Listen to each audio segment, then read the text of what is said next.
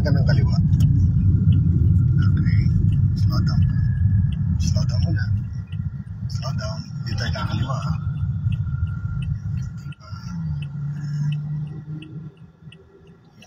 Tataymin tayo. Titignan natin kung may pagkakataon dito. So, set up mo yung gear mo. Ilagay mo sa first gear. Okay. Pagatin mo transmission mo. Unti-unti lang. Okay. Pag nakita may umangat dyan, sige.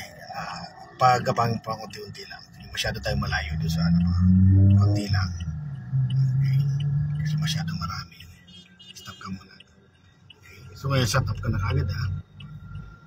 Yan. Tingnan mo na yun dito kung sino na sa inyo. Itong motor na aggressive to. So, sino na muna. No? Pag lumusot yan, kailangan maka-push ka na kagad na magdito. Okay, stop ka muna. Hindi ka pagbibigyan ng truck. Kasi nag-aggressive. So, naunahan ka lang yan. Silang, mamaya pa.